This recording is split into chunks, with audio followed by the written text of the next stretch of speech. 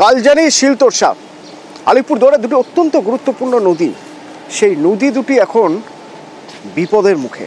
কেন না, লুকোচুরির ব্যাপার নেই কোনো, রাতের অন্ধকারে লোকজন যাতে টের না পায়, না না এরকম কোনো ব্যাপার নেই। একেবারে দিনের আলোয় সবার সামনে কালজানি থেকে, শিলতোরসা থেকে ট্রাকের পর ট্রাক বালি উঠাও। গ্রামের মানুষ না, কেউ কোনো কথা বলছেন না, তারা জানেনই না। তারা বলছেন আমরা কিছু জানতে পারছি, আমরা কিছু জানি না। অথচ আপনি যদি নদীর চড়ায় যান, যেমন আমরা গিয়েছিলাম, সেখানে দেখবেন ট্রাকের চাকার দাগ। অর্থাৎ এখানে ট্রাক আসে, বালি বোঝাই হয়, চলে যায়, আর দেখে শুনেও সবাই অন্যদিকে তাকিয়ে থাকে। কেন কেন এত ভয় বালি মাফিয়াদের? বড় কোনো নাম জড়িয়ে আছে নাকি? রাজকুমার রয়েছে সরাসরি আমার সঙ্গে, বলতে পারবে রাজকুমার? একদমই অতনুরা, দেখো নাম তো বড় জড়িয়েই আছে, আমরাও সেই নাম কিছুটা জানি, কিন্তু তার এই মুহূর্তে সেই নাম বলা যাচ্ছে না। বড় কোনো নাম তো জড়িয়েই আছে। শিলতোরসা নদী, সেই নদী থেকে কিন্তু একেবারে রাতে দিনে বালি তুলে, কালজানি থেকে বালি তুলে কার্যত নদীর গতিপথ পরিবর্তন করে দেওয়ার মতো বিপদ ডেকে আনা হচ্ছে।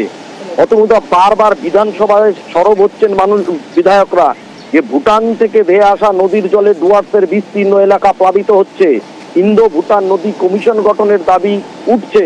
কিন্তু এই যে নদীগুলোতে খনন করে তার গতিপথ পরিবর্তন করে বেআইনিভাবে বালি তুলে গোটা ডুয়ার্সের সর্বনাশ ডেকে আনা হচ্ছে, তার দাগ নেবে কে? সাধারণ মানুষকে সম্পূর্ণ অন্ধকারে রেখে বেআইনিভাবে রাতের বেলা এইভাবে কিন্তু বালি তোলা হচ্ছে বিভিন্ন নদী থেকে। অতনুদা, ধন্যবাদ। সাধারণ গরিব লোক করিয়া মনে কর 2-1 করে লোড করে করি খায়, এইটুকু, তাছাড়া কিছু না।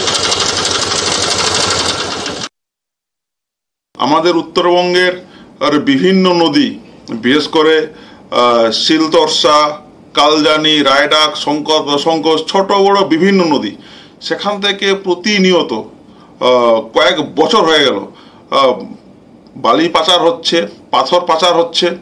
সরাসরি শাসক দলের ছোট বড় নেতারা, তারা যদি যুক্ত না থাকেন, তাহলে এত বড় কর্মকাণ্ড এতদিন ধরে চলতে পারে না।